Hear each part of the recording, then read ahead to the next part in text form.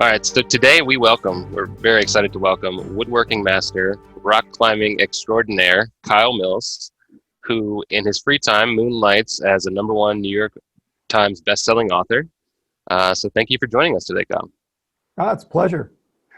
And right, we want to, big news. You signed a 3-book contract extension, so we want to say congratulations. And I'm pretty sure I speak for all the fans and say that this is well deserved. We're super excited for you to keep it going. I just wanted to start off. So now that you're 6 books in, and you'll soon, at the end of this deal, you'll be at 9. How do you feel about how this transition of taking over for Vince has gone? Now that you have, a decent amount of experience with this novel and, a ton of writing experience, how was the first half of, writing these Vince novels, gone for you? Shockingly well. When I started out, there were a lot of reasons maybe not to do this. I was really worried that fans wouldn't want the series continued. And no matter what I did or how good the books were, anything, that this was Vince's thing and that I would be kind of seen as a usurper. But that was not the case. I mean, people really loved this character and they loved Vince. They wanted to see his legacy continue. So that was overwhelming. I mean, I honestly kind of had steeled myself for a lot of hate mail when the announcement came out that I'd be taking over and finishing The Survivor. And it was the opposite. I was just like overwhelmed with mail of people saying how much they wanted to see the Mitch Rapp character continue and Vince's legacy continue. So, I had a lot of people rooting for me, which is kind of the way to go to something, not rooting against you. And I worked really hard to write The Survivor as, very much in Vince's style. And, I wanted people to not know where his writing left off and mine started. What do you see as your path for the next 3 books? When you think about the writing process, do you have any vague sense? I know you're an outliner, the pantsers versus the plotters. I know you're a deep outliner. So do you think ahead on this next 3-book arc that you're going to undertake? I do. Typically, I would say no, almost. Other than this is one very long arc, from American Assassin to now Total Power. And sometimes I think about maybe 2 books, but with the new 3, I think you're going to probably see kind of a 3-book arc, which is something I've never done before. And I mean, a stronger arc, in the storyline. And that's going to track kind of the things that are going on in the United States right now. The politics of the United States and the divisions inside the United States. And the changes in the world and our place in it. So it was kind of a question when I decided to do these things, these 3. At this point, I think as a thriller novelist, you can either kind of run from what's happening in the world because it's complicated, sometimes a little depressing, and kind of bring your focus in. On your character and maybe, the obvious thing is, somebody, and I think about this, somebody coming out of your character's past to kill them or something like that, and you can sort of ignore all the other things going on. Or you can really embrace it. And I find politics and geopolitics to be really interesting. So I've decided to embrace it, and we'll see how that goes.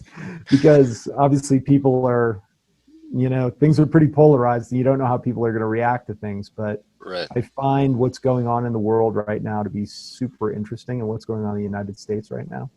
So we're going to dive into that and see how things go. Wow.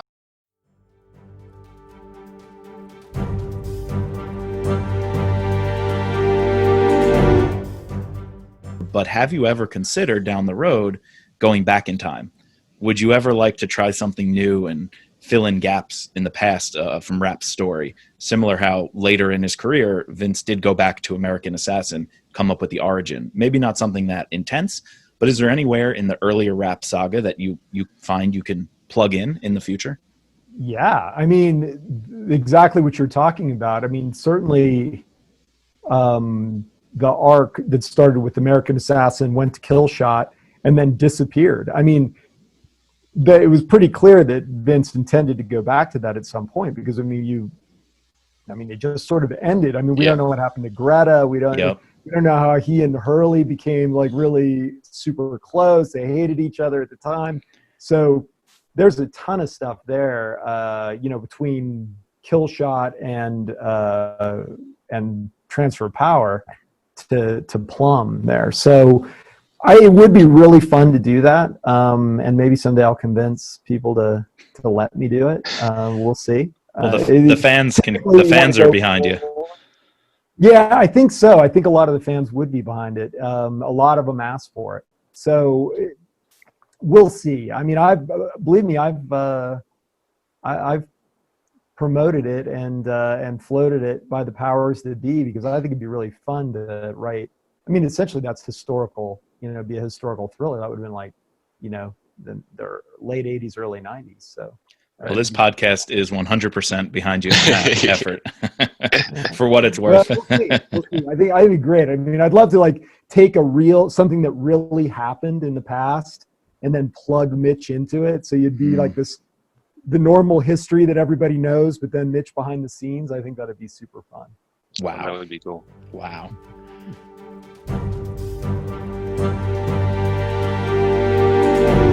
So speaking of your previous work and maybe other thriller series out there, fans have clamored for this. If there were a crossover,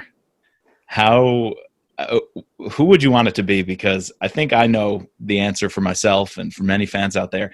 If you were to cross over a previous character you wrote, another character in a thriller series, who do you think would be most fun to team Rapp up with in a book? The obvious one that people talk about all the time, fans talk about all the time, with another author would be Scott Harbath. Sure. Which would be super fun. And Brad and I have talked about doing, I don't know, like a short story or something, and then donating all the funds to charity or something. We've never gotten around to it. That would be really cool. Again, the fans and this podcast would be 100% behind it for the powers that be.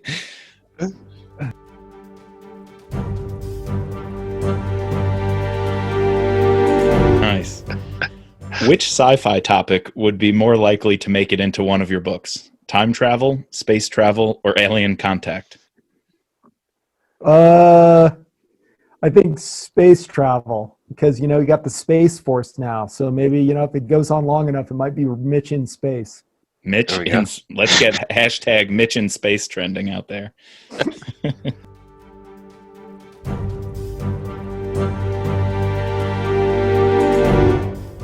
Well, in addition to pre-ordering Total Power before the release on September 15th, how else can our listeners keep up with all things Kyle Mills?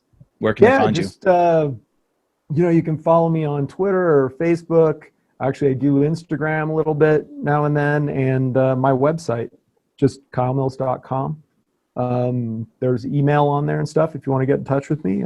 I read all my email and answer it. So I always like to hear from fans.